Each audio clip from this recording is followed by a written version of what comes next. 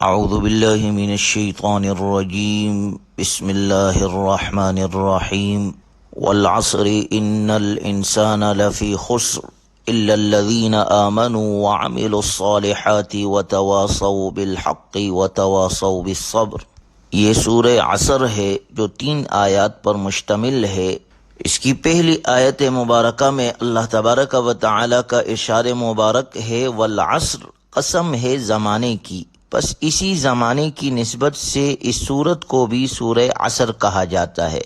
تاہم اس مقام پر عصر سے مراد عصر کی نماز بھی ہو سکتی ہے، اور عصر سے مراد خاص زمانہ یعنی حضور صلی اللہ علیہ وسلم کا زمانہ بھی ہو سکتا ہے، اور یہ سب سے افضل زمانہ جس میں آپ علیہ الصلاۃ والسلام کو اللہ تبارک و تعالی نے نبوت کا تاج پہنایا، آپ کو خاتم النبیین بنایا۔ خود آپ علیہ الصلاۃ والسلام کا ارشاد مبارک ہے سب سے بہتر زمانہ میرا ہے، اس کے بعد میرے صحابہ کا زمانہ ہے، اور پھر اس سے ملنے والے لوگوں کا۔ گویا خیر و برکت کے اعتبار سے یہ بہترین زمانہ بھی مراد ہو سکتا ہے۔ اسی طرح اگر عصر سے مراد نماز عصر ہے تو اس کی اہمیت مسلم ہے۔ عصر کا وقت ایسا ہے جب دنیا بھر کے لوگ اپنے کاروبار میں مشغول ہوتے ہیں۔ یہ وقت خرید و فروخت کے لیے بڑا اہم وقت ہوتا ہے، اس لیے بسا اوقات یہ نماز رہ جاتی ہے۔ آپ علیہ الصلاۃ والسلام نے فرمایا جس شخص کی عصر کی نماز فوت ہو گئی، یوں سمجھو کہ اس کا اہل اور اس کا مال سب کو ہلاک کر دیا گیا۔ ظاہر ہے کہ اس نماز کی بڑی اہمیت ہے، اس لیے اللہ تبارک و تعالی کا ارشاد مبارک ہے حافظوا علی الصلوات والصلاة الوسطی وقوموا للہ قانتین، سب نمازوں کی حفاظت کرو، خاص طور پر نماز وسطی کی یعنی عصر کی نماز کی۔ غزوہ خندق کے موقع پر حضور صلی اللہ علیہ وسلم کی 4 نمازیں فوت ہو گئی تھی، جن میں عصر کی نماز بھی شامل تھی۔ اس پر آپ علیہ الصلاۃ والسلام کو صدمہ ہوا تھا، اور آپ نے مشرکین کے حق میں بددعا فرمائی تھی کہ اللہ تعالیٰ ان کے پیٹوں کو اور ان کی قبروں کو آگ سے بھر دے، کیونکہ انہوں نے ہمیں عصر کی نماز نہیں پڑھنے دی۔ فوت شدہ نمازیں آپ علیہ الصلاۃ والسلام نے مغرب اور عشاء کے درمیان قضا کی۔ مقصد یہ ہے کہ عصر سے مراد نماز عصر بھی ہو سکتی ہے جو بڑی اہمیت کی حامل ہے۔ اللہ تبارک و تعالی ہمیں اس کا اہتمام کرنے کی توفیق عطا فرمائے۔ پھر زمانے سے مراد انسان کی عمر بھی ہو سکتی ہے۔ یہ قلیل سی عمر انسان کا قیمتی سرمایہ ہے۔ اگر انسان اس پونجی سے کوئی قیمتی سامان خرید لے تو وہ اس کے لیے ہمیشہ ہمیشہ کے لیے کارآمد ہوگا، ورنہ انسان خسارے میں مبتلا ہو جائے گا۔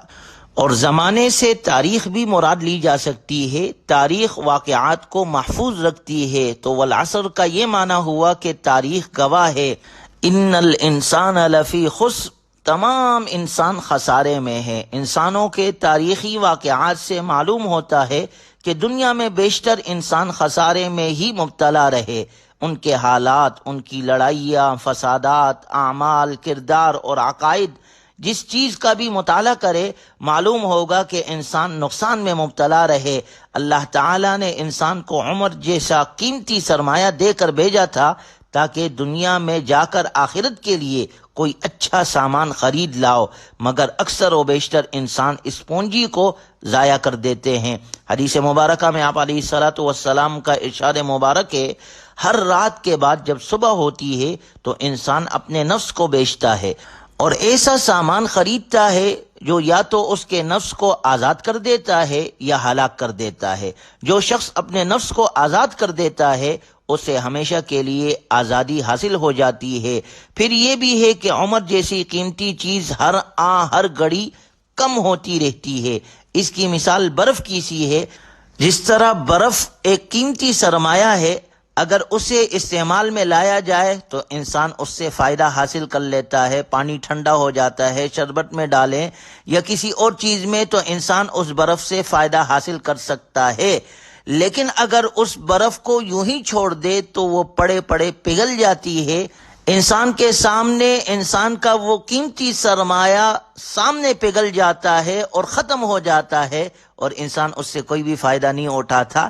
اسی طرح بعینی ہی ہماری یہ زندگی، ہماری یہ عمر ہے جو برف کی طرح پگھلتی جا رہی ہے اور ختم ہوتی جا رہی ہے۔ اگر انسان بر وقت اپنے اس عمر سے فائدہ حاصل نہ کرے تو یہ عمر ختم ہو جائے گی اور پھر انسان ہمیشہ ہمیشہ کے لیے خسارے میں پڑ جائے گا۔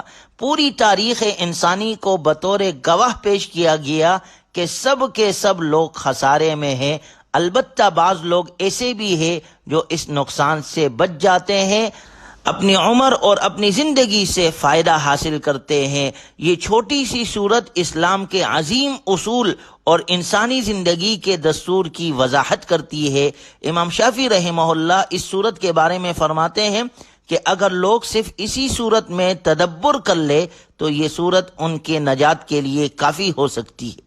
اور کیا جائے تو سورت کی ابتدا میں اللہ نے زمانے کی قسم کھا کر فرمایا والعصر، قسم ہے زمانے کی، ان الانسان لفی خسر، کے سارے انسان خسارے میں ہیں، چاہے وہ مادی اور ظاہری اسباب سے مالا مال کیوں نہ ہو، لیکن وہ سب کے سب خسارے میں ہے، سوائے ان لوگوں کے جن میں 4 صفات پائی جاتی ہو۔ جو لوگ 4 صفات سے متصف ہو، جن میں یہ 4 صفات پائی جاتی ہو، وہ اپنے آپ کو خسارے سے بچا لیتے ہیں، وہ اپنے عمر سے فائدہ اٹھاتے ہیں، وہ اپنی زندگی سے نفع حاصل کرتے ہیں۔ اور وہ 4 صفات اگلی آیت میں اللہ نے ذکر کی، الا الذین آمنوا وعملوا الصالحات وتواصوا بالحق وتواصوا بالصبر۔ پہلے نمبر پر ایمان، جو شخص ایمان لے آیا اور ایمان کے ساتھ زندگی گزارتا ہے تو ایسا شخص کامیاب ہے، یہ اپنی زندگی کو خسارے سے بچا دیتا ہے۔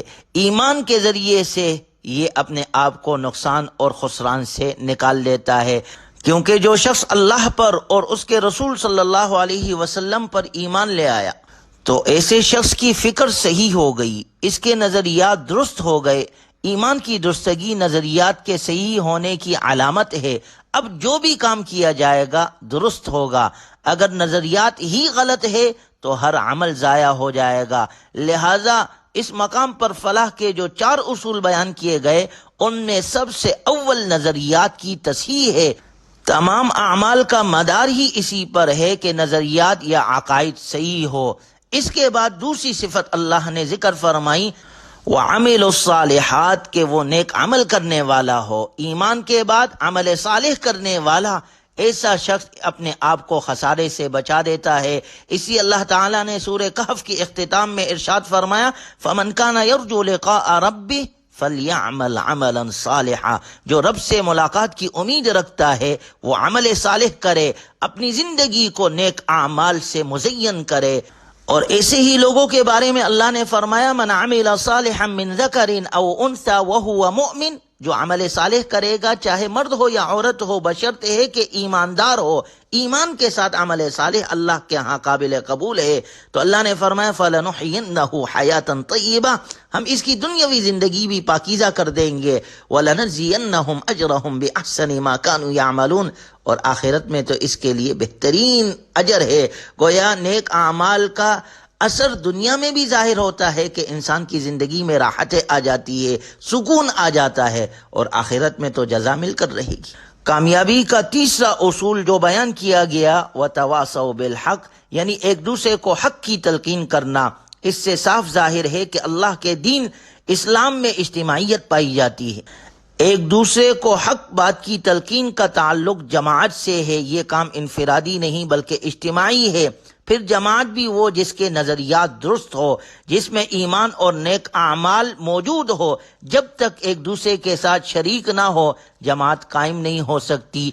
فلاح کا چوتھا اور آخری اصول یہ بیان فرمایا وتواصوا بالصبر، ایک دوسرے کو صبر کی تلقین کرنا۔ ہمارے مشن میں یہ بھی ضروری ہے، خواہشات نفسانی کو روکنے کے لیے صبر ایک ضروری امر ہے۔ انسان خواہشات کے بجائے عبادات اور نیکی کے دوسرے کاموں کی طرف راغب ہوتا ہے۔ کوئی حادثہ پیش آ جائے یا کوئی مصیبت آ جائے، اللہ کا ارشاد ہے استعینوا بالصبر والصلاۃ، صبر اور نماز کے ذریعے سے اللہ سے مدد طلب کرو۔